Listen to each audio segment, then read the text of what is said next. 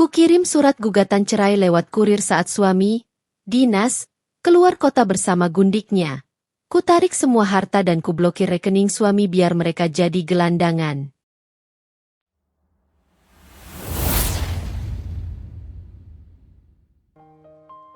Pagi itu, rumah besar bergaya modern minimalis milik Rizka seperti baru bangun dari tidur panjang. Cahaya matahari tumpah dari jendela kaca besar, menari-nari di atas lantai marmer yang dingin dan mengilap.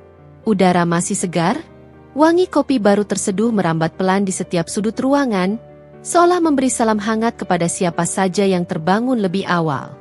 Dan di rumah itulah, berdiri seorang perempuan yang tampak hidup dalam dua dunia sekaligus. Yang satu memakai sepatu hak tinggi, yang satu lagi memakai apron. Risa. Dia tidak perlu diperkenalkan dengan banyak kata. Cukup satu kali memandang caranya menyibak rambut dari wajah sambil memeriksa dua agenda berbeda, agenda kantor dan jadwal anaknya, sudah cukup untuk membuat siapapun paham bahwa hidupnya adalah koreografi panjang yang jarang sekali salah langkah. Rizka, di usia yang masih 32 tahun, telah menjadi CEO perusahaan besar yang bergerak di bidang distribusi bahan farmasi. Perusahaan yang ia bangun dari bawah, dari ruang kerja sempit yang bahkan dulu tidak cukup luas untuk menaruh printer. Kini, ia memiliki gedung sendiri, lantai meeting room yang dindingnya dari kaca, dan ratusan karyawan yang menggantungkan hidup pada keputusan-keputusannya. Tapi pagi hari selalu mengubahnya kembali menjadi ibu rumah tangga yang penuh kelembutan. Tangannya dengan cekatan membalik telur dadar untuk sarapan anaknya, Neo, yang masih berusia 5 tahun. Sesekali ia tersenyum kecil, senyum yang seperti menghangatkan udara. Bukan senyum untuk dunia bisnis yang keras, tapi senyum untuk dirinya yang paling jujur, seorang ibu. Bunda, hari ini Bunda pulang cepat enggak? Neo bertanya sambil memeluk boneka dinosaurus hijau kesayangannya. Rizka menunduk, mencubit ujung hidung anak itu dengan gemas. Kalau Bunda bisa pulang cepat, Bunda pulang cepat. Kalau nggak bisa, nanti Bunda video call. Deal? Neo mengangguk dengan semangat. Meski dari cara matanya memandang, terlihat kalau ia sebenarnya ingin memastikan ibunya benar-benar ada di rumah sebelum matahari turun. Rizka tahu itu. Dan seperti biasa, rasa bersalah itu melintas sebentar. Cepat, tetapi meninggalkan gura tipis di hati. Dunia kerja dan dunia rumah sering saling tarik-menarik.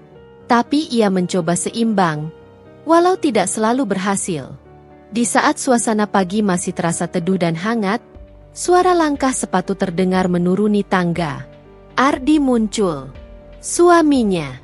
Rambutnya disisir rapi. Parfum bergaya, eksekutif fresh, yang selalu ia pakai menyebar cepat. Wajahnya tampak segar, sikapnya santai seperti pria yang tidak pernah dikejar apapun. Bukan seperti Rizka yang bangun lebih awal, menyiapkan anak, sarapan, dan tetap harus masuk kantor 1 jam lebih cepat dari karyawan biasa. Sayang, kopi sudah jadi.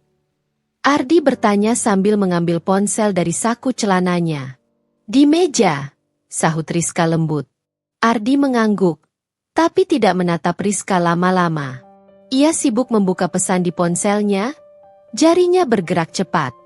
Rizka melihat sekilas ekspresi suaminya, terlalu fokus, terlalu sibuk, terlalu sering seperti itu belakangan. Tapi ia tidak mau memulai pagi dengan prasangka. Lagi pula, menikah membuat manusia belajar seni paling sulit. Memilih kapan bicara, kapan diam, kapan hanya menaruh kecurigaan di sudut hati tanpa perlu menjadikannya tamu besar.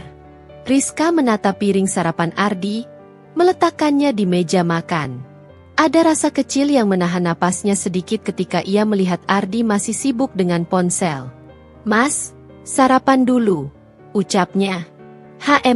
Iya. Hanya itu jawabannya. Ada sesuatu yang tidak lagi sama belakangan ini. Tapi lagi-lagi, Rizka bukan tipe yang meledak karena hal kecil. Ia lebih suka mengamati, menyimpulkan, lalu bertindak. Metode yang membuatnya sukses sebagai CEO. Dan mungkin juga sebagai istri yang masih ingin mempertahankan kedamaian rumah. Setelah Neo diantar ke sekolah oleh supir, Rizka bersiap-siap ke kantor.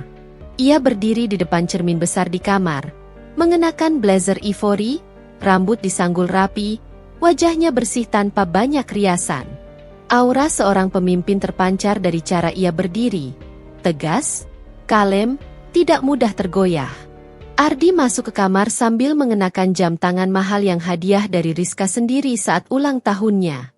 "Mas, ada meeting jam 9 kan?" Rizka memastikan. "Ya, sama tim marketing," jawab Ardi sambil merapikan kerah kemejanya. "Kamu ada apa hari ini?" "Presentasi partnership baru." Ardi mengangguk tanpa memberi komentar. Dahulu, ia selalu memuji. Dahulu, ia sering mengatakan betapa bangganya memiliki istri yang berhasil. Dahulu, tidak seperti sekarang. "Tadi malam kamu pulang jam berapa?" tanya Rizka. Nada suaranya lembut, bukan interogasi. Ardi menelan ludah pelan. "Ada lembur meeting. Kita lagi banyak proyek." "Oh, begitu," ucap Rizka. Senyum kecil muncul di bibirnya. Senyum yang terlihat wajar. Namun hatinya mencatat sesuatu. Ardi jarang menjawab dengan jelas belakangan ini. Kata-katanya seperti kain yang ditarik terlalu longgar. Tidak jebol, tapi tidak rapat. "Ya sudah, kita berangkat," Rizka berkata sambil mengambil tas kerja. Mereka turun bersama, masuk mobil yang sama, karena kantor mereka memang satu gedung. Tapi suasana di dalam mobil terasa seperti dua orang yang sedang saling menunggu hujan.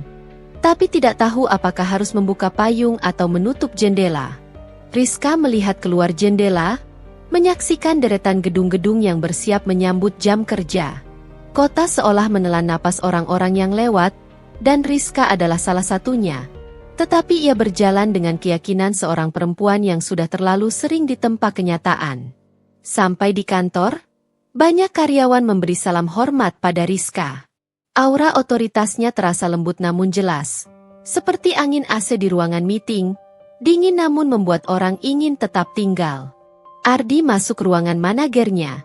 Sementara Rizka menuju lantai tertinggi, ruang CEO yang seluruh dindingnya kaca. Dari sana, ia bisa melihat seluruh kota. Dan ironisnya, dari tempat tertinggi inilah seringkali kesepian datang paling sunyi. Rizka membuka laptop, mulai bekerja, tapi pandangannya sesekali teralihkan oleh pintu ruang Ardi yang bisa terlihat dari jendelanya. Ardi tampak tertawa kecil dengan seseorang di ruangan. Suaranya samar, siluet perempuan terekam dari kaca. Rambut panjang, tubuh ramping. Sekretaris baru Ardi, Cynthia. Rizka mengetuk meja pelan dengan ujung jarinya. Tidak keras, hanya sekali.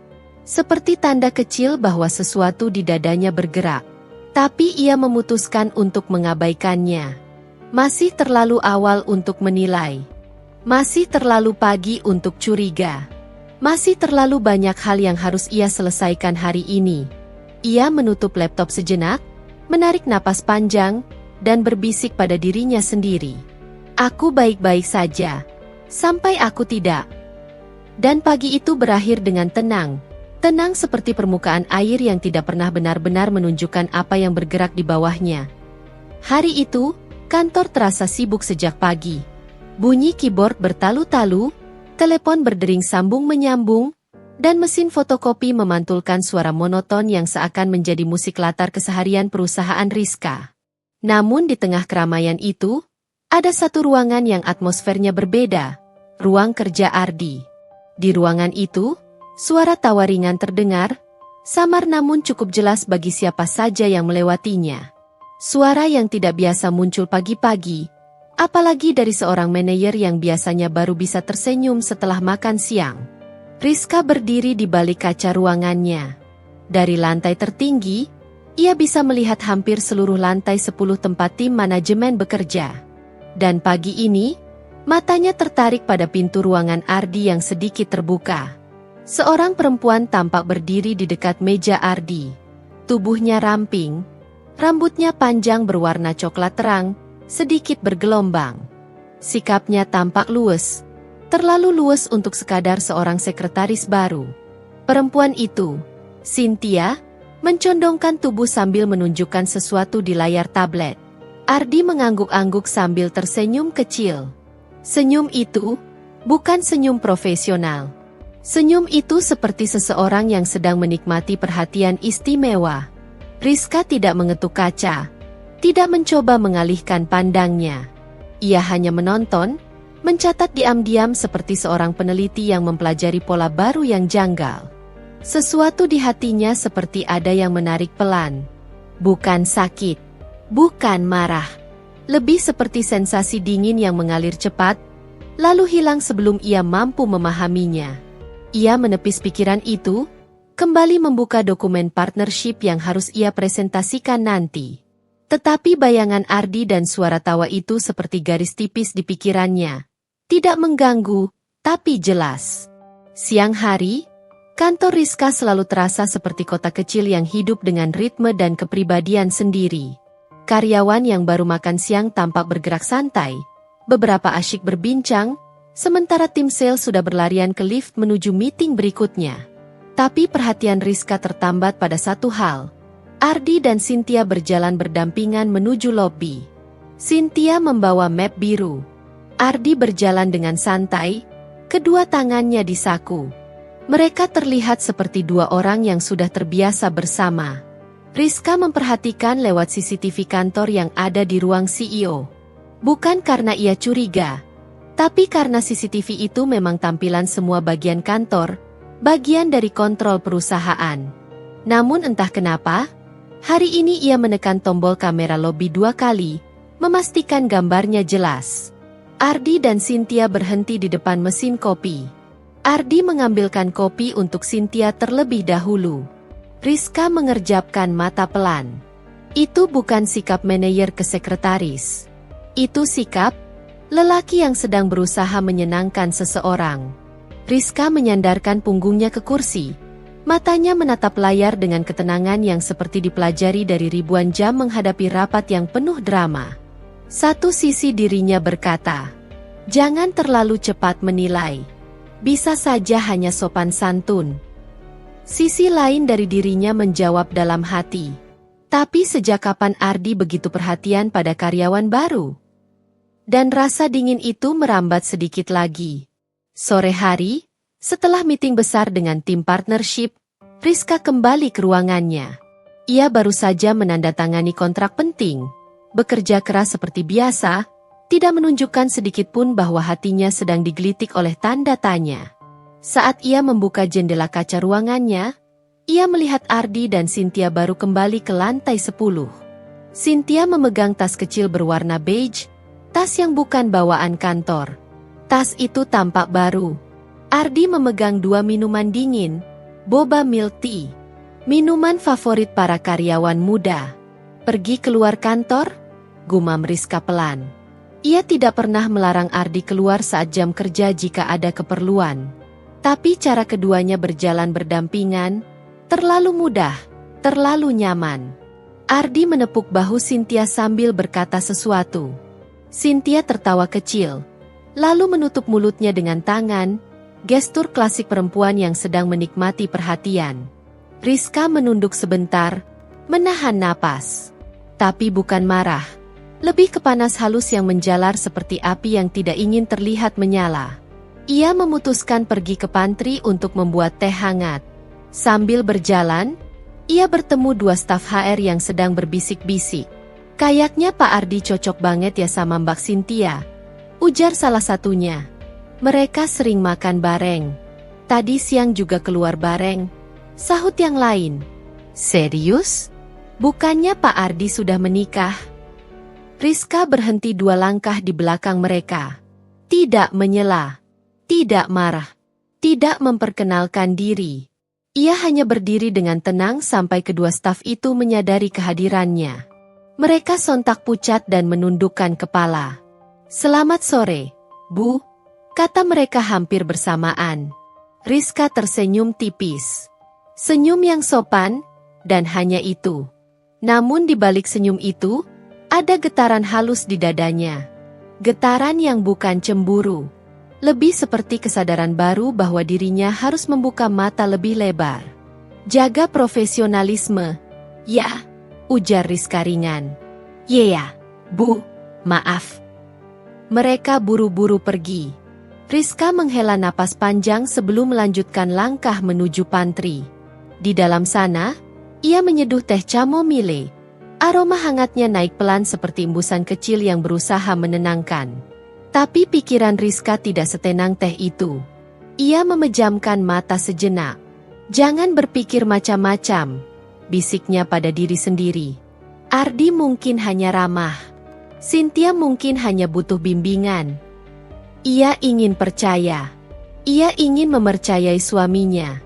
Ia ingin tetap melihat rumah tangganya sebagai ruang yang aman. Tetapi sebuah suara kecil, sangat kecil, muncul di sudut hatinya. Atau mungkin selama ini kamu terlalu percaya. Rizka membuka mata perlahan. Teh di tangannya sudah setengah dingin. Ia kembali berjalan ke ruang CEO sambil memikirkan sesuatu yang belum pernah benar-benar ia pikirkan selama pernikahan mereka. Bahwa mungkin, kabut tipis di rumah tangganya sudah mulai membentuk bayangan. Dan bayangan itu pelan-pelan memperlihatkan wajah seseorang. Wajah yang bukan dirinya. Wajah seorang perempuan bernama Cynthia. Pulang ke rumah, suasana tampak biasa saja. Ardi bercerita sedikit tentang meetingnya. Terlalu sedikit, terlalu datar. Neo bermain di ruang keluarga. Lampu rumah hangat seperti sore lain yang normal. Tetapi malam itu, ketika Rizka memandangi suaminya yang sibuk dengan ponsel sambil duduk di sofa, hatinya terasa seperti kaca bening yang disentuh jari dingin. Ia belum tahu apa yang sebenarnya terjadi. Ia hanya melihat kilau samar. Kilau pengkhianatan yang belum menampakkan wujud. Kilau yang seperti refleksi cahaya di mata seseorang yang menyembunyikan sesuatu. Dan malam itu, Rizka terdiam lama, mengamati. Malam turun pelan-pelan di rumah Rizka. Lampu ruang keluarga menebarkan cahaya kuning lembut yang biasanya memberi ketenangan. Namun entah mengapa, malam itu terasa seperti selimut yang terlalu tipis untuk membuat siapapun merasa aman. Angin dari luar jendela berembus perlahan, membawa aroma hujan yang tersimpan di udara. Neo sudah tertidur. Rizka menutup pintu kamar anaknya dengan pelan, memastikan suara engsel tidak mengganggu tidur pulas putra kecil itu. Setelah itu, ia berjalan melewati koridor rumah yang panjang. Setiap langkah rasanya seperti gema yang terlalu besar untuk rumah yang seharusnya penuh kehangatan. Di ruang keluarga, Ardi duduk bersandar di sofa sambil memandangi layar ponselnya. Wajahnya diterangi cahaya putih dari layar, membuat seluruh ekspresi aslinya tenggelam. Ia tidak mendongak ketika Rizka datang. Rizka duduk di ujung sofa. Jarak mereka tidak jauh, tapi udara di antara mereka terasa dingin. Dingin yang tidak bisa dihangatkan oleh selimut manapun. "Kamu capek?" tanya Rizka sambil menaruh cangkir teh di meja. "Lumayan," jawab Ardi singkat. "Tadi banyak kerjaan." Jawaban itu seharusnya terdengar biasa. Tetapi beberapa hari belakangan, kata-kata Ardi terasa seperti pintu yang ditutup terlalu cepat setiap kali Rizka ingin masuk. Tidak ada ruang untuk percakapan panjang. Tidak ada percikan antusias seperti dulu. Rizka menarik napas kecil. "Aku dengar kamu keluar kantor tadi siang." Ardi langsung menghentikan gerakan jarinya di layar. "Ya, ada urusan." "Urusan apa?" "Ngurus data laporan yang kurang. Sekalian makan." Rizka tidak membantah, tidak menginterogasi. Ia hanya mengangguk sambil menatap cangkir tehnya, mengamati uapnya yang naik pelan dan hilang sebelum mencapai udara. "Siapa aja yang ikut?" tanyanya lembut. Ardi menghela napas, sedikit kesal. "Ya cuma aku sama Cynthia. Kan dia sekretarisku. Bantu ngurus dokumen." Rizka sedikit menegakkan punggungnya, tapi suaranya tetap lembut. "Bukannya biasanya kamu bawa staf tambahan? Kali ini nggak perlu." Ardi meletakkan ponselnya dengan gerakan agak keras. "Kamu nanya ini kenapa, Riz?" Rizka tersenyum tipis. Senyum yang tidak sampai ke mata. Nggak kenapa-napa. Nanya Doang. Jangan mulai curiga yang aneh-aneh deh. Ardi bergumam sambil berdiri. Aku capek. Mau tidur duluan. Seperti itu saja. Ardi berjalan ke kamar tanpa menunggu respons. Punggungnya menjauh, meninggalkan ruang yang semakin besar di antara mereka. Rizka tetap duduk, mendengarkan langkah kaki Ardi yang pelan-pelan menghilang di balik pintu kamar. Ada sesuatu yang retak, kecil, hampir tak terdengar, seperti suara kayu tua yang mulai berubah bentuk karena cuaca. Namun retakan kecil itulah yang membuat sebuah rumah akhirnya runtuh. Esok paginya, kantor kembali sibuk dengan ritme yang sama. Tapi telinga Rizka hari itu seolah lebih peka. Setiap bisikan, setiap tawa kecil, setiap lirikan aneh dari karyawan membuat pikirannya bekerja seperti radar yang baru diaktifkan. Saat elevator terbuka, ia melihat sesuatu yang membuat langkahnya melambat. Ardi dan Cynthia berjalan berdampingan menuju ruang kerja. Cynthia tampak memegang berkas laporan. Ardi menunduk sedikit, berbicara padanya. Cynthia tidak sekaku biasanya ketika berbicara dengan atasan, bahkan ada senyum kecil yang entah kenapa terasa terlalu manis. Dan ketika mereka berbelok ke koridor, tangan Ardi secara refleks menyentuh punggung bawah Cynthia untuk mempersilakan lewat. Seketika jantung Rizka terasa seperti jatuh dari tangga. Gerakan itu cepat, hanya 1 detik. Tapi tidak ada seorang suami pun yang pantas melakukan itu pada perempuan lain selain istrinya. Tidak peduli situasinya. Rizka menghela napas perlahan, menutup perasaan yang muncul seperti seseorang yang menutup tirai agar matahari tak terlalu menyilaukan. Ia berjalan menuju ruang CEO dengan kepala tegak. Namun langkahnya lebih lambat dari biasanya. Pukul 11 siang, Rizka menerima laporan mingguan dari divisi HR. Ia membuka file itu satu persatu, memeriksa data penilaian, absensi, dan laporan kehadiran. Lalu matanya terpaku pada satu detail kecil. Ardi lembur 4 kali dalam 2 minggu terakhir. Cynthia pulang bersamaan 4 kali pada hari yang sama. Tabel itu kecil. Hanya 2 nama di antara ratusan. Tetapi 2 nama itulah yang sedang bergema di kepala Rizka. Tangannya berhenti di atas mouse. Dada terasa berat, seperti ada gumpalan udara yang tidak bisa keluar. Ia memejamkan mata. Terus pulang bareng? Bisiknya pelan pada dirinya sendiri.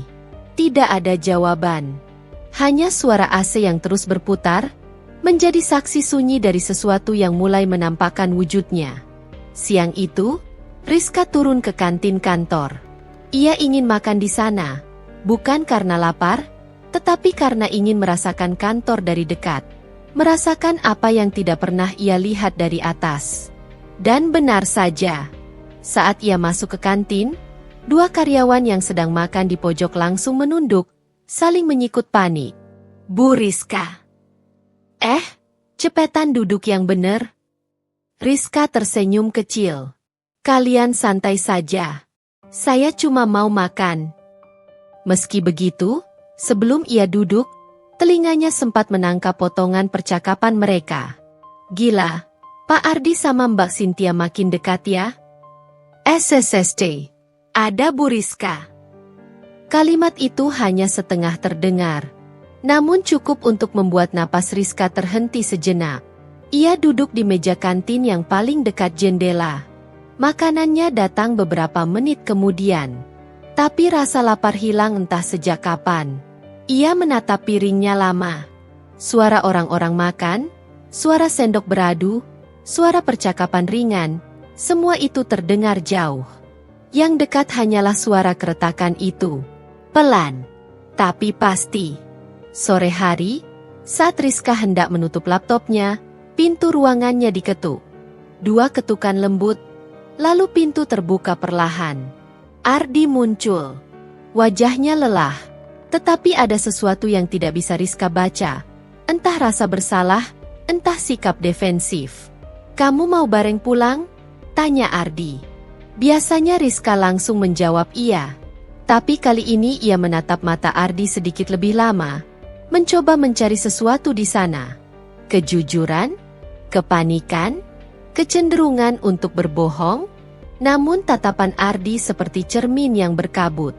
Aku masih ada rapat online sama investor, jawab Rizka tenang. Kamu pulang duluan aja. Oh, oke. Ardi terlihat lega, reaksi yang aneh. Bilang sama Neo bunda pulang agak malam, tambah Rizka. Ardi mengangguk. Iya. Ia berlalu begitu saja. Rizka menonton punggung suaminya menghilang di balik pintu.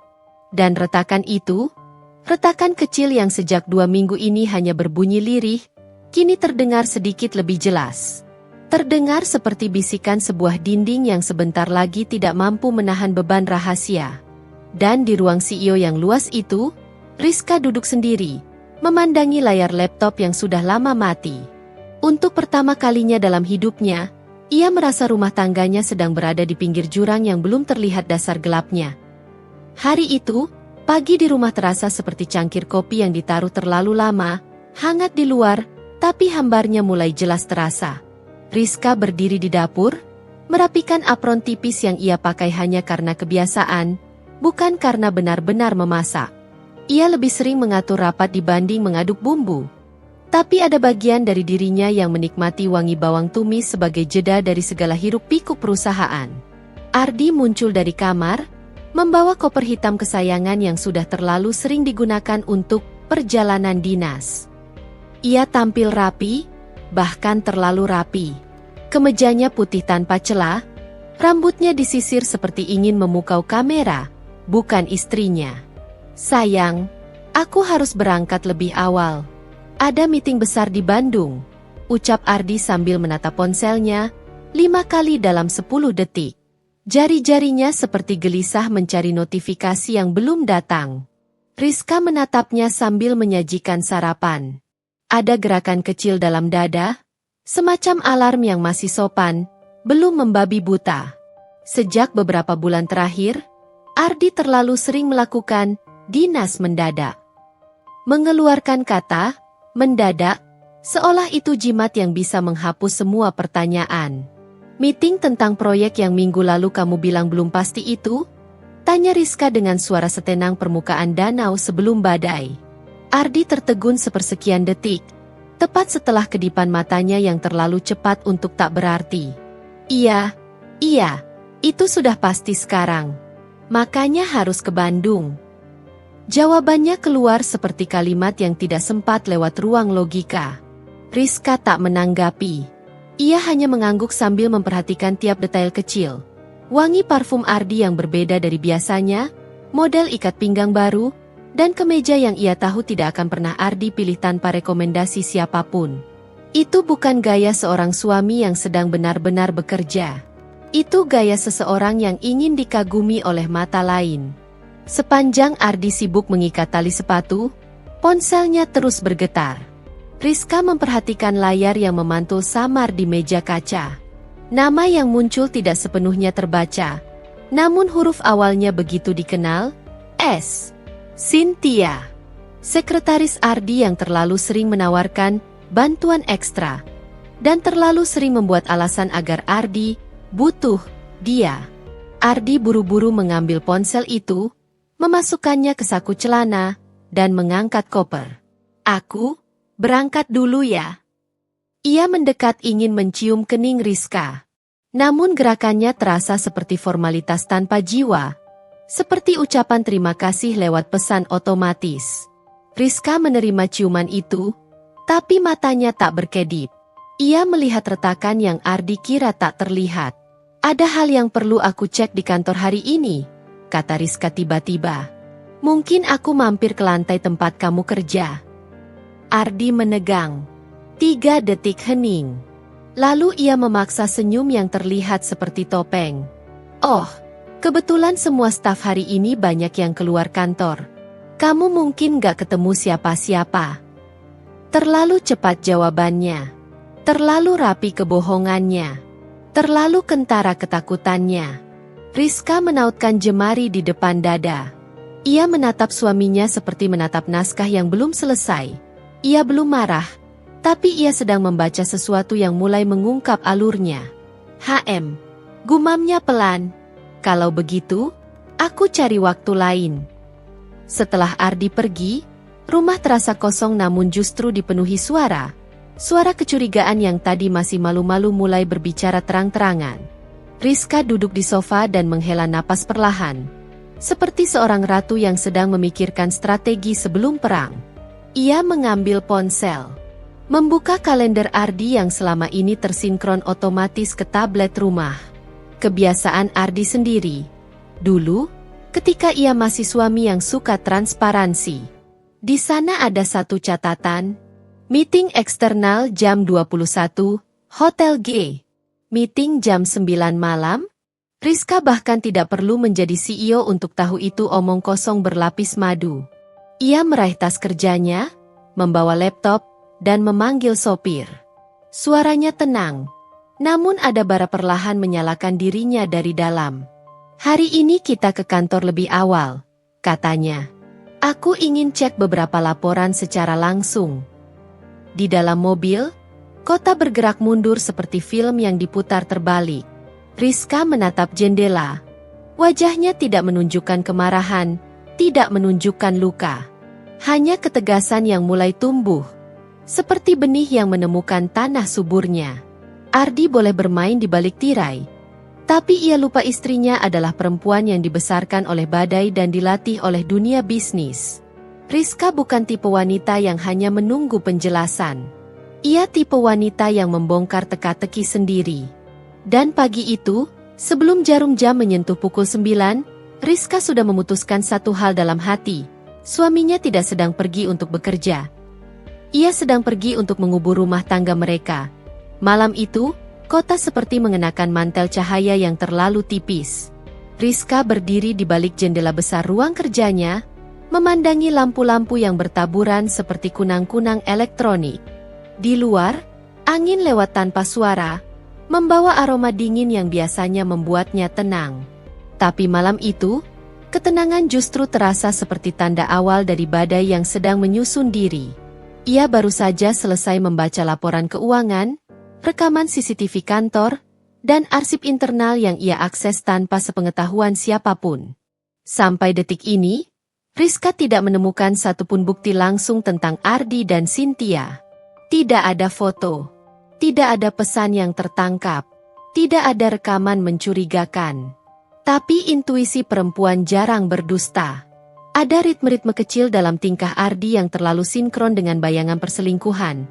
Parfum baru, jadwal malam, meeting, yang entah kenapa selalu berlokasi di hotel, dan tatapan ponsel yang tidak pernah ia lakukan sebelum beberapa bulan terakhir. Rizka menutup layar laptopnya perlahan. Seolah ia sedang menutup lembaran ketenangan terakhir yang tersisa dalam hidupnya. Sambil berjalan ke dapur rumahnya, ia membuka kulkas dan menuangkan segelas air dingin. Air itu memantulkan wajahnya. Dingin, tegas, nyaris seperti patung marmer yang sedang menyembunyikan amarah. Selama ini, orang-orang melihatnya sebagai perempuan yang selalu kuat, selalu profesional, dan selalu punya jawaban untuk semua masalah. Tapi tidak ada yang tahu, bahkan Ardi sekalipun, bahwa kekuatan Rizka bukan lahir dari ketahanan, melainkan dari pilihan. Ia memilih menjadi kuat. Ia memilih tidak menangis. Ia memilih berdiri ketika dunia mendorongnya jatuh. Dan malam ini, ia memilih sesuatu yang berbeda. Menjadi tenang sebelum menghantam. Tenang seperti lahar yang mengalir perlahan sebelum membakar desa tanpa aba-aba. Pukul 11 malam, ponsel Rizka berbunyi sekali. Notifikasi singkat dari sistem keamanan kantor, notifikasi yang sudah lama ia pasang diam-diam untuk satu tujuan. Memantau aktivitas Ardi dan sekretarisnya setelah jam kerja. Di layar muncul catatan. Akses kartu Ardi terdeteksi pukul 20.56 di basement kantor. Akses kartu Cynthia terdeteksi pukul 20.59 di lantai yang sama. Terlalu dekat. Terlalu kebetulan. Terlalu tepat seperti plot murahan yang Ardi kira tidak akan pernah ia ketahui. Rizka tidak tersenyum. Tidak juga marah. Ia hanya memejamkan mata. Dan dalam gelap itu, Ia merasakan keputusan lahir, utuh seperti buah yang jatuh pada musimnya. Jika Ardi merasa cukup pintar untuk bermain di belakang punggungnya, maka Rizka merasa cukup layak untuk berhenti bersikap lembut. Malam itu, ia duduk di ruang tengah. Lampu hanya ia biarkan setengah menyala, menciptakan bayangan panjang di lantai marmer. Rumah terasa seperti panggung kosong sebelum pertunjukan balas dendam dimulai. Ia membuka laptop, menyalakan email, dan mengetik surat singkat ke bagian legal perusahaan. Divisi yang ia pimpin seperti komandan memimpin pasukan elit. Isi pesannya tak panjang, tapi setiap kata terasa seperti belati yang diasah pelan-pelan. Subjek: dokumen khusus. Siapkan draft gugatan perceraian lengkap dengan lampiran aset. Siapkan juga surat pemberhentian untuk Ardi beserta pemblokiran akses rekening perusahaan. Proses segera. Tanpa suara. Tanpa menunda. Tak ada kata dramatis. Tak ada kata marah. Justru karena itu terasa lebih mematikan. Setelah mengirimnya, ia menyandarkan kepala ke sofa. Tatapannya kosong, tapi pikirannya terlalu hidup. Ia membayangkan wajah Ardi ketika menerima surat cerai lewat kurir. Ia membayangkan kepanikan itu, kebingungan itu, upaya menyalahkan keadaan, dan akhirnya, kehancuran yang ia pilih sendiri. Di tengah semua itu, Rizka tidak merasakan euforia. Justru, ia merasakan ketenangan yang merayap seperti kabut tipis. Tiba-tiba ia tersenyum kecil. Bukan senyum kemenangan, tapi senyum perempuan yang akhirnya berhenti menahan luka. "Aku sudah cukup bersabar," bisiknya ke udara yang dingin. "Aku sudah cukup memberi kesempatan." Angin malam menyelinap lewat celah jendela, menampar lembut kulitnya seperti isyarat bahwa hidupnya akan berubah mulai hari ini. Rizka tidak menolak perubahan itu. Ia menyambutnya seperti ratu menyambut peperangan yang sudah lama ditunggu. Mobil Ardi melaju keluar kota, melewati jalan tol yang tampak seperti gulungan kain hitam panjang, dibelah cahaya lampu mobil yang, anehnya, terasa terlalu terang untuk perjalanan yang katanya, kerja. Di sampingnya, Cynthia duduk dengan gaun krem yang tidak pantas untuk urusan kantor, namun terlalu cocok untuk urusan lain yang Ardi pura-pura tidak definisikan. Dari kaca mobil, kota memudar menjadi bayangan, sementara masa depan Ardi memudar dengan cara yang lebih halus, pelan, tanpa suara, seperti retakan kecil di kaca mobil yang menunggu satu getaran untuk pecah total. Cynthia tertawa kecil sambil melihat ponselnya. Tawa yang selama ini membuat Ardi merasa muda kembali, merasa hebat kembali, merasa berbeda dari diri aslinya yang sebenarnya hanya biasa. "Aku pesan kamar yang view-nya paling bagus, Mas," ujar Cynthia sambil membenarkan lipstiknya. "Biar sekalian refreshing sebelum kerja besok." Ardi mengangguk sambil tersenyum kaku. Ia ingin merasa nyaman. Tapi entah kenapa, sejak pagi tadi, ada rasa mengganjal di dadanya. Seperti ada seseorang yang sedang berdiri di balik pintu gelap, melihatnya. Tidak menghakimi, tidak marah, hanya tahu. Ia mengibaskan pikiran itu. Ia punya rencana. Ia punya liburan berkedok, dinas. Ia punya Cynthia yang seperti candu manis. Dan ia merasa dirinya tak tersentuh. Sesampainya di hotel, Cynthia menggandeng tangan Ardi tanpa malu-malu. Lobi hotel itu seperti panggung megah. Lantai marmer bersinar, lampu gantung berkilauan, dan musik lembut yang terdengar seperti dorongan agar dua manusia tenggelam dalam dosa dengan lebih nyaman. Pegawai resepsionis menyapa, tapi tatapan resepsionis itu sempat turun ke tangan mereka yang saling menggenggam. Ada setitik sinis. Ada pengertian. Ada gosip yang tak terucap. Namun Ardi tidak peduli. Ia sedang mencicipi rasa kebebasan yang salah kaprah, rasa kemenangan palsu.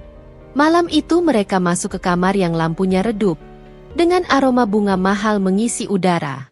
Cynthia bersandar di bahu Ardi. "Mas nggak takut dicari Bu Rizka?"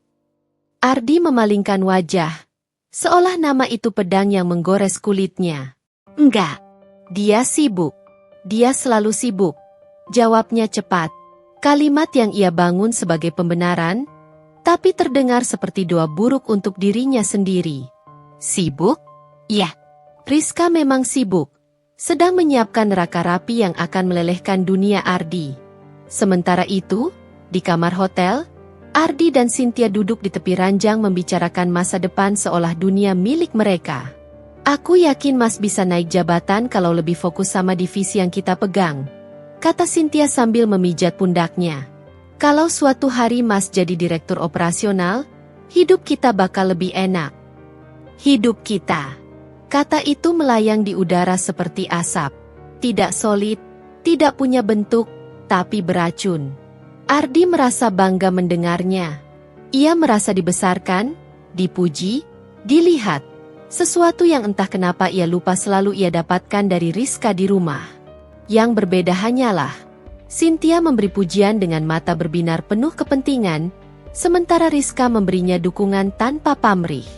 Tapi laki-laki jarang ingat siapa yang memayunginya saat badai datang.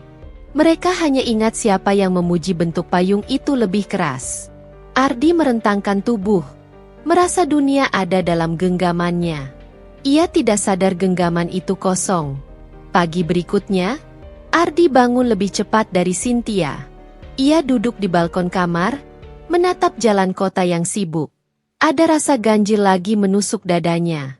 Gelisah samar. Entah karena pekerjaannya, atau karena Rizka, atau karena sesuatu yang belum ia ketahui. Ia membuka ponsel. Tidak ada pesan dari Rizka. Tidak ada panggilan. Tidak ada tanda ia dicari. Biasanya Rizka minimal bertanya apakah ia sudah sampai. Ketenangan ini bukan kenyamanan. Ketenangan ini, sunyi yang mencurigakan. Ardi merokok. Asapnya naik lambat, membawa pikirannya melayang. Apakah Rizka tahu? Apakah Rizka curiga? Apakah Rizka? Ia menggeleng. Aku terlalu tegang sendiri, gumamnya, mencoba meyakinkan diri. Lalu Cynthia bangun dan memeluknya dari belakang. Mas, sarapan dulu yuk. Hari ini kita jalan-jalan sebelum meeting. Meeting. Kata paling humoris dalam hari itu. Ardi menatap wajah Cynthia, dan untuk pertama kalinya, ia melihat sesuatu yang sebelumnya ia abaikan, keserakahan. Ketertarikan yang bukan tentang cinta, tapi tentang apa yang bisa Ardi berikan. Jabatan. Fasilitas. Rizka pernah memperingatkannya dulu. Hati-hati dengan orang yang mendekat ketika kamu kuat tapi menghilang ketika kamu jatuh. Ardi dulu menertawakan. Sekarang kalimat itu menggema seperti gema kosong di titik paling sunyi. Ardi tidak tahu. Saat ia duduk santai di balkon hotel itu, di kantor pusat, akses rekeningnya sedang dibekukan. Di ruang legal perusahaan, namanya sedang diketik dalam draft surat pemecatan. Di meja Rizka, surat gugatan cerai sedang ditandatangani dengan tinta tenang yang justru lebih mematikan dari amarah. Perjalanan Ardi bukan menuju liburan rahasia. Itulah perjalanan menuju titik nadirnya. Jalan tol lurus yang ia kira aman, padahal ujungnya tebing. Dan ia masih tersenyum. Masih merasa menang. Masih merasa tak tersentuh, belum tahu bahwa pagi itu, roda hidupnya diam-diam mulai miring. Belum dengar pintu kehancuran membuka sedikit celahnya. Belum sadar bahwa sekali Rizka mengambil keputusan, dunia Ardi tidak akan pernah lagi polos seperti sebelum malam itu. Perjalanan ini bukan perjalanan dinas. Bukan perjalanan cinta pukul 3 sore. Langit Bandung menggantung seperti kanvas abu-abu yang menahan hujan di ujung bulu-bulunya. Lorong hotel itu sunyi, karpet tebal meredam langkah siapapun yang melintas. Di ujung lorong, tepat di depan pintu kamar 2807, kamar Ardi dan Cynthia, seorang kurir berdiri, mengetuk pintu dengan ketenangan seorang utusan takdir. Ia membawa sebuah amplop coklat tebal dengan segel perusahaan Rizka.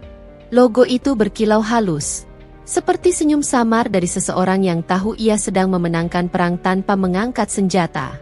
Kurir itu mengetuk sekali lagi. 3 ketukan pelan.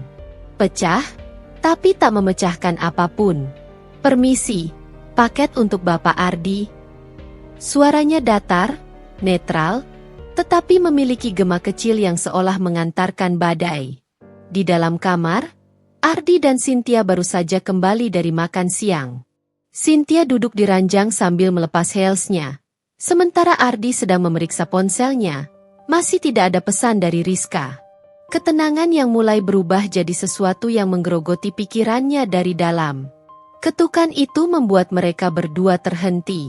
Cynthia menyengir kecil. "Mas, mungkin lembaran tagihan atau layanan hotel." Ardi mengangguk. Namun ada sesuatu yang membuat mulutnya terasa kering. Ia membuka pintu. Dan dunia mulai retak. Kurir itu mengulurkan amplop coklat. "Untuk Bapak Ardi. Mohon ditandatangani di sini." Ardi menandatangani tanpa berpikir panjang. Amplop itu berat. Lebih berat daripada ukurannya. Ada hawa dingin yang merayap dari kulit amplop ke ujung jarinya. Kurir pergi tanpa, tak sampai 5 detik. Yang tertinggal hanyalah amplop itu. Amplop yang akan menjadi detonator hidupnya. "Mas, itu apa?" tanya Cynthia sambil berdiri. Mendekat, suaranya mengandung rasa ingin tahu yang ia sembunyikan di balik keanggunan palsu. Ardi duduk di sofa kamar, membuka segelnya. Kertas-kertas tertarik keluar, menampilkan halaman pertama. Judulnya begitu jelas, begitu tegas, begitu dingin. Surat gugatan cerai. Penggugat, Rizka Anindya Puteri. Tergugat, Ardi Prakasa. Jantung Ardi serasa berubah menjadi batu panas yang jatuh ke perutnya. Napasnya macet. Pandangannya mengabur sepersekian detik. Cukup lama untuk membuat dunianya goyah. "Astaga. Mas?" Suara Cynthia naik 1 oktav. Panik. "Itu beneran? Atau cuma?" Ardi tidak menjawab. Ia memindai halaman demi halaman. Ada daftar aset yang ditarik kembali. Ada penjelasan pemblokiran akses rekening perusahaan. Ada pernyataan bahwa segala transaksi yang dilakukan atas nama Ardi telah dibekukan. Ada kalimat singkat tapi mematikan di lembar terakhir. Seluruh konsekuensi hukum berlaku mulai tanggal dokumen diterima oleh pihak tergugat. Ardi menatap tanggal di sudut atas. Hari ini, jam ini, di hotel ini. Ia merasa seperti tenggelam, tapi airnya tidak terlihat. "Mas, kenapa diam? Ngomong dong." Cynthia panik, memegang lengan Ardi. Ardi baru sadar bahwa tangannya gemetar. "Rekeningku diblokir." Ia menatap Cynthia. Suaranya parau. "Semua akses kantor ditutup." "Loh? Terus kita bayar hotel gimana? Pulang gimana? Mas, jangan bercanda. Ini serius." Ardi menutup wajahnya dengan kedua tangan. Untuk pertama kalinya, ia merasakan sesuatu yang ia kira tidak akan pernah menyentuhnya. Takut. Takut karena dunia yang selama ini ia injak ternyata dibangun di atas pijakan yang diberikan Rizka. Dan kini pijakan itu ditarik pergi tanpa belas kasihan. Cynthia meraih ponselnya. "Mungkin kita bisa minta advance dari kantor." "Gak bisa." Ardi membentak. Napasnya megap-megap. "Semua sudah diblokir. Aku bahkan bukan karyawan di sistem sekarang." Cynthia mundur 1 langkah. Tatapannya berubah. Paniknya berubah menjadi kalkulasi. Dan di mata itu, Ardi melihat kenyataan pahit. Cinta mereka cuma ada ketika ia berguna. Ardi berdiri dengan gerakan kacau, membuka laci kamar mencari sesuatu. Apapun, seperti orang yang kehilangan oksigen. "Mas, kita cari ATM dulu deh. Kita lihat beneran keblokir apa enggak?" seru Cynthia. Tanpa berpikir panjang, mereka turun ke lobi. Ardi menuju mesin ATM seperti orang yang berlari mengejar harapan terakhir. Kartu dimasukkan. PIN ditekan. Layar menampilkan tulisan yang memotong harapan menjadi serpihan. Transaksi detail. Reken deblocker. Ardi menelan ludah. Rahangnya mengeras. Tangan yang memegang kartu bergetar hebat. Cynthia menutupi mulutnya. Mas, kita beneran gak bisa bayar hotel? Ardi memejamkan mata. Kita? Gak punya apa-apa. Di antara orang-orang yang berlalu lalang di lobi hotel mewah itu, Ardi berdiri dengan tubuh yang tiba-tiba kehilangan tulang belakang. Ia, yang biasanya tampil gagah sebagai manajer perusahaan, kini tampak seperti seseorang yang baru saja ditarik keluar dari badai tanpa payung. Mas, Rizka marah ya? Suara Cynthia kecil, takut. Ardi tidak menjawab. Ia hanya menatap kaca besar lobi, melihat bayangannya sendiri. Bayangan seorang pria yang terlalu percaya diri, terlalu merasa hebat, terlalu yakin akan kesetiaan orang yang ia hianati. Bayangan pria yang baru sadar satu hal. Ia sedang jatuh. Dan jatuhnya tidak punya pegangan. Mereka kembali ke kamar. Semua keputusan buruk Ardi terasa menghantui dari dinding, dari lampu, dari kasur yang baru saja mereka gunakan untuk mengkhianati perempuan yang membangunnya dari nol. Surat gugatan itu tergeletak di meja, menatap mereka seperti mata dingin yang tak berkedip. Ardi duduk. Ia menatap amplop itu lama sekali. Rizka? Gumamnya lirih. Suaranya pecah. Dia tahu semua. Cynthia menggigit bibir, mulai tampak takut. Mas, kita harus gimana? Ardi menarik napas panjang, tapi dada tetap sesak. Kita pulang, katanya akhirnya. Atau, entahlah. Dicairkan ke rekeningmu yang sudah diblokir. Potong resepsionis dengan nada sopan yang dibalut ironi. Sesuai permintaan istri sah Anda. Kalimat itu menghantam seperti palu yang dijatuhkan perlahan tapi pasti. Tidak menyakitkan dalam satu detak, melainkan meretakkan harga diri sedikit demi sedikit di kejauhan. Di balik layar kehidupan yang telah ia tata ulang, Rizka duduk dengan tenang. Secangkir teh di tangannya mengepul lembut, seperti asap doa yang naik ke langit. Dia tidak tertawa, tidak teriak kemenangan, hanya tersenyum lirih.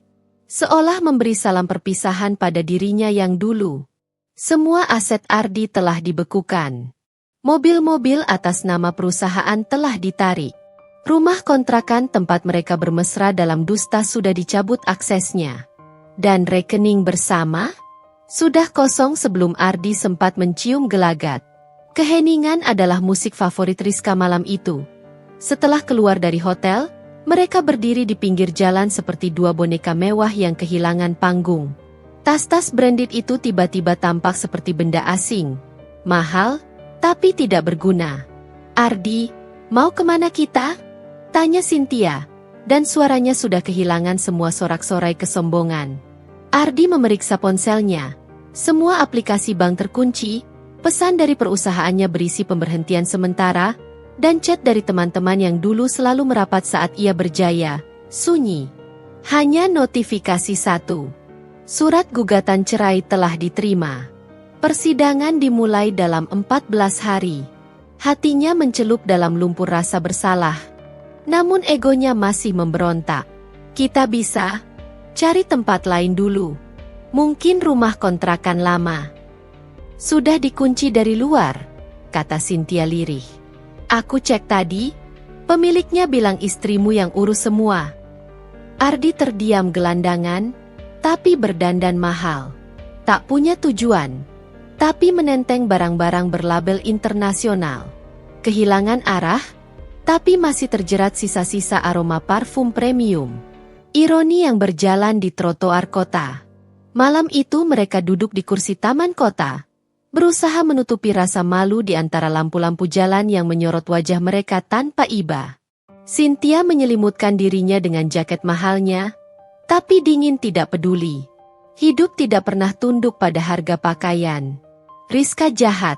Dia pasti sengaja bikin kita begini, gumam Cynthia, mencoba mencari kambing hitam. Ardi hanya menggeleng pelan. Ada sesuatu dalam dirinya yang tumbang. Bukan dia yang jahat. Kita yang sembrono. Kata kita itu akhirnya terdengar. Dan di sanalah Cynthia tahu.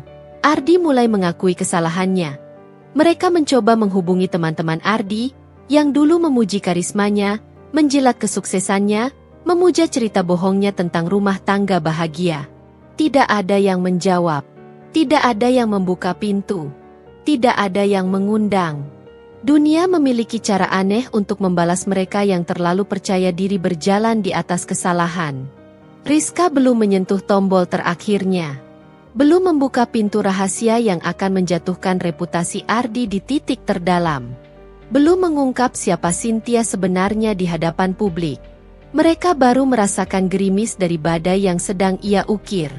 Dan di sebuah apartemen yang temaram, Rizka hanya menutup laptopnya, mematikan lampu, lalu berbisik pada dirinya sendiri. Ini baru pemanasan.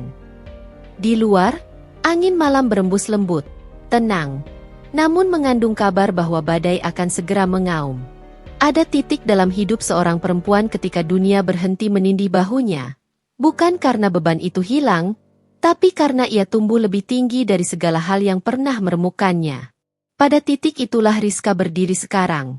Menjulang seperti menara cahaya yang dibangun dari luka, kesabaran, dan kecerdikan yang tak pernah dipamerkan. Pagi itu ia berdiri di depan cermin. Bukan untuk merapikan rambut atau memoles wajah, tapi memastikan bahwa perempuan yang menatap balik arahnya adalah versi baru dari dirinya. "Aku kembali," gumamnya pelan. Suaranya hangat namun penuh arus listrik yang menggetarkan. Gaun sederhana yang ia pakai terasa seperti baju zirah yang ditempa dari keberanian. Setiap helai kain memeluk tubuhnya seperti pengingat. Ia telah melampaui badai. Tidak ada lagi lingkar hitam di bawah mata akibat menangis semalaman. Tidak ada lagi getar di jemari ketika menyebut nama Ardi. Tidak ada lagi keraguan yang dulu bersemayam diam-diam.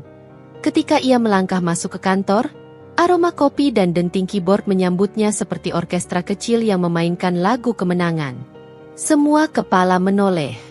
Ada bisik-bisik kecil, percik heran, dan sedikit rasa kagum yang menempel di udara. Rizka melangkah seolah sepatu haknya memiliki gravitasi khusus.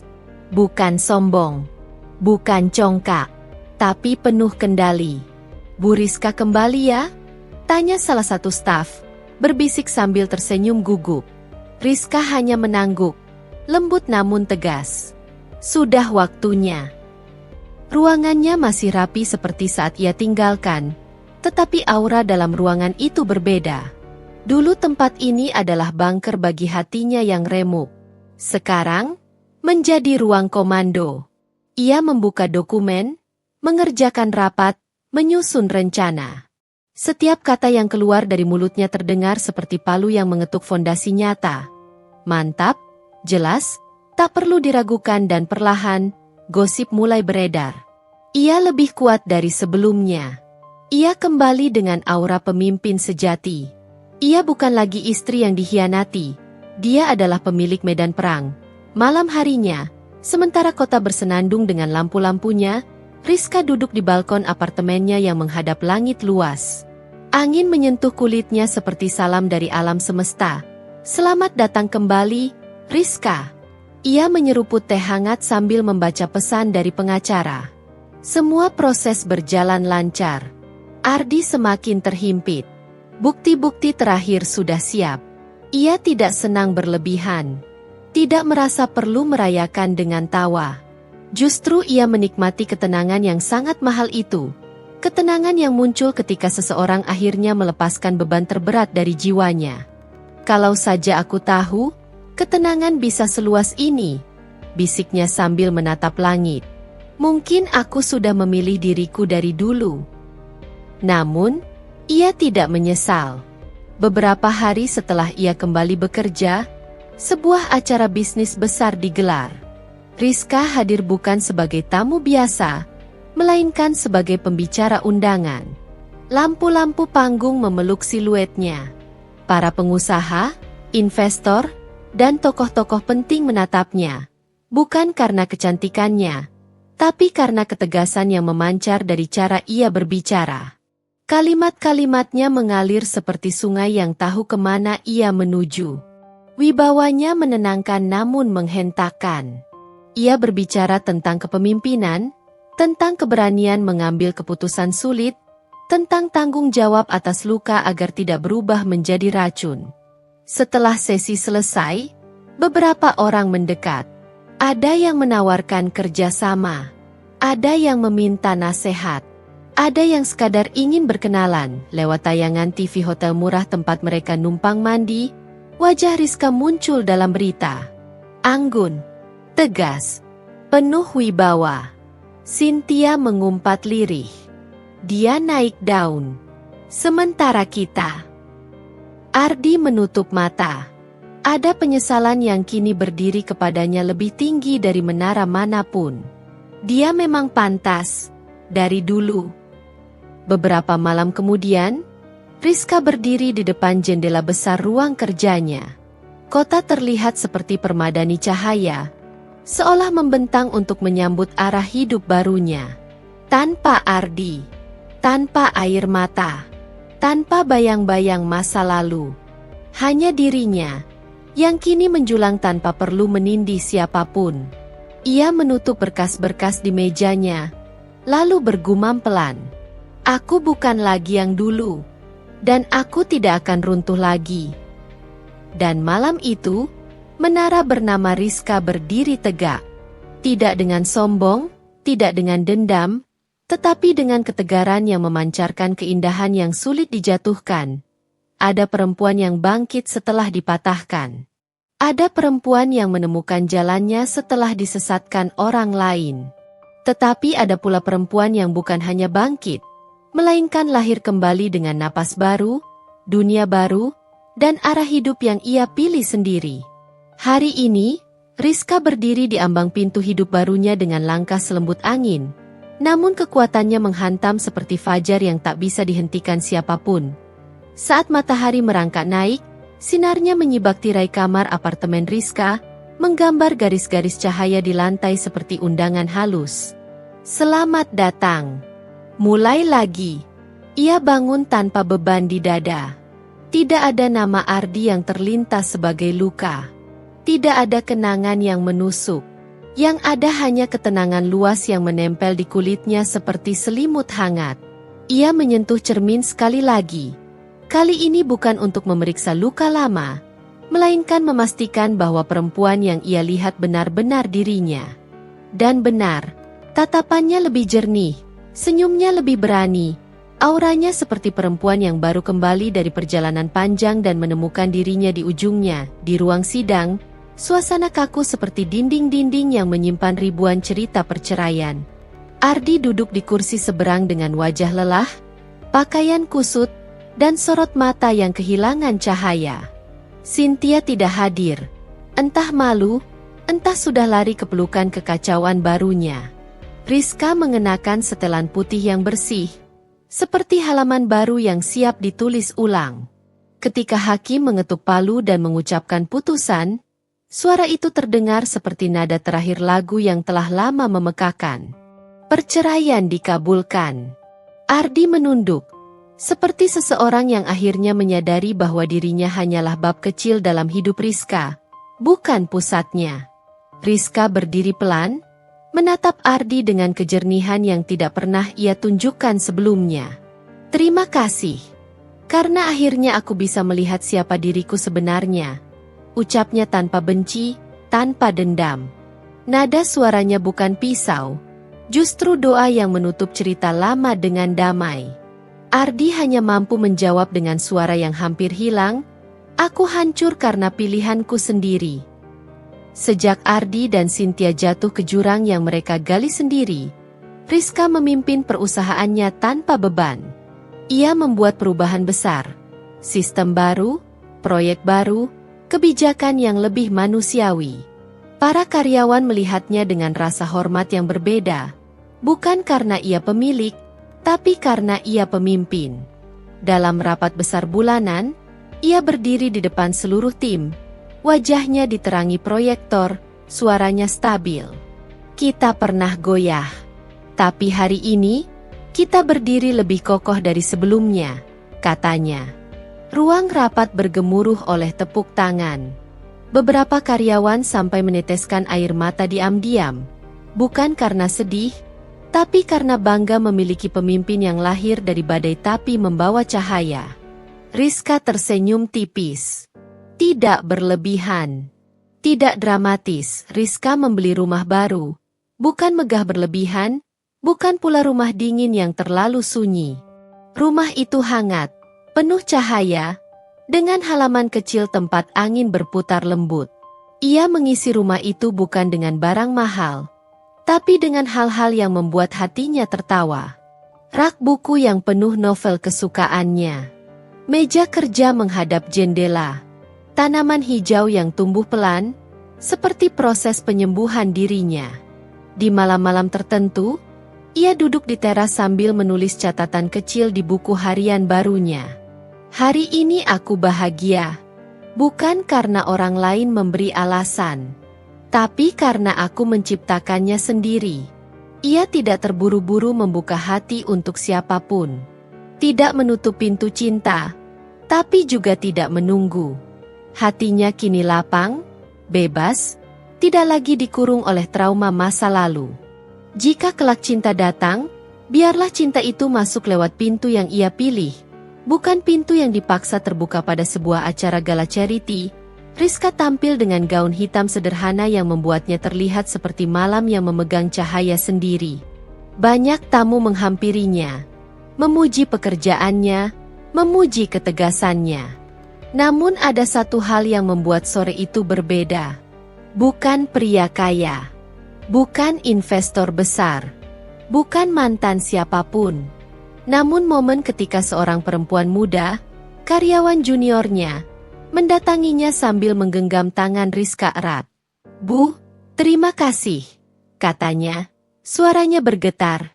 Cara ibu menghadapi semua ujian itu membuat saya percaya kalau perempuan bisa bertahan dan menang tanpa kehilangan dirinya.